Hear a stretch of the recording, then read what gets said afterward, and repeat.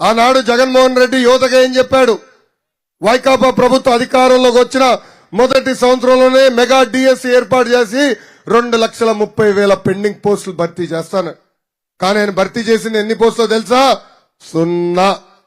ప్రతి సంవత్సరం job calendar అన్నాడు, జాబ్లెస్ క్యాలెండర్ ఇచ్చాడు. ఇంతేకాదు ప్రతి ఏడా కానిస్టేబుల్ పోస్టులు కూడా భర్తీ చేస్తాడు, ఒక్క పోస్టు కూడా ఇవ్వలా. ఇంకా ఈ ప్రభుత్వం చేతకంతనం వల్ల ఉన్న పరిశ్రమలన్నీ పక్క రాష్ట్రానికి తరలి వెళ్ళిపోయాడు. ఆనాడు ఇంకో మాట అన్నాడు, 25కి 25 ఎంపీలు ఇవ్వండి, ఢిల్లీ మెడలు వంచి ప్రత్యేక హోదా తీసుకొస్తా అన్నాడు. ఏమైంది హామీ? ఇప్పుడు మాట్లాడేయలేదు, మర్చిపోయాడు. 22 మంది లోక్సభ ఎంపీలు ఉన్నారు, వాళ్ళకి 9 మంది రాజ్యసభ ఎంపీలు ఉన్నారు. అంటే 31 మంది ఎంపీలు మీరు గెలిపించి పంపించారు. మీ వల్ల వాళ్ళు ఎంపీలు అయ్యారు. కానీ ఏనాడైనా ప్రత్యేక హోదా గురించి అడిగారా? కేంద్రం నుంచి రావాల్సిన నిధుల గురించి ఏనాడైనా పోరాడారా?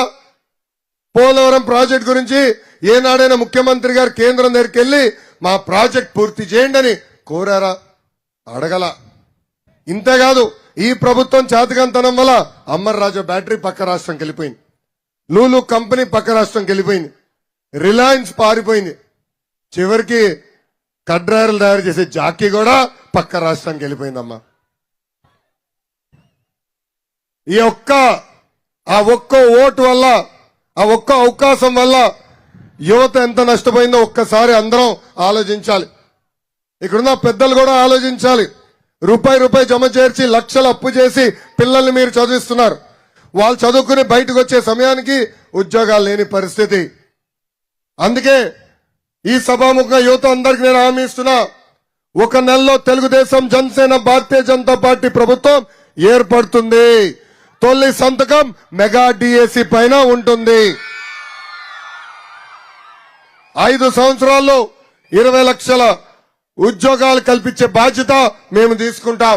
నిరుద్యోగ యువకులకి ప్రతి నెల 3,000 రూపాయలు నిరుద్యోగ భృతి కూడా అందజేసే బాధ్యత మన ప్రభుత్వం తీసుకుంటుందని ఈ సభాముఖ హామీ ఇస్తున్నా.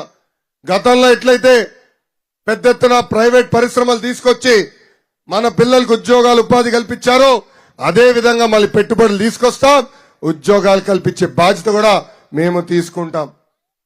అందుకే ఈ సభాముఖంగా ఆంధ్ర రాష్ట్ర ప్రజలందరికీ పిలిపిస్తున్నా, మేలుకో ఆంధ్రులారా, ఇంకెన్నాళ్ళని హైదరాబాద్ మన రాజధాని అనుకుంటాం, ఎన్నాళ్ళని ఉద్యోగాలు, ఉపాధి కోసం హైదరాబాద్, బెంగళూరు, చెన్నైకి వెళ్తాం.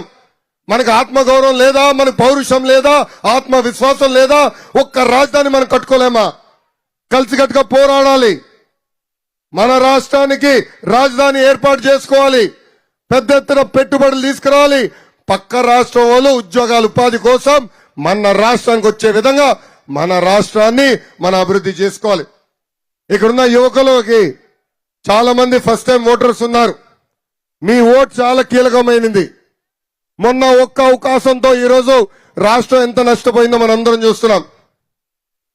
వచ్చే ఎన్నికల్లో ఇక్కడున్న ప్రతి వ్యక్తికి 2 ఓట్లు ఉంటాయి. మొదటి ఓటు ఎంపీ అభ్యర్థికి, రెండో ఓటు ఎమ్మెల్యే అభ్యర్థికి. ఆలోచించండి, ఎవరు రాజధాని కట్టుకెళ్తారు? ఎవరు మన ప్రాంతానికి పరిశ్రమలు, పెట్టుబడులు తీసుకురాగలుగుతారు?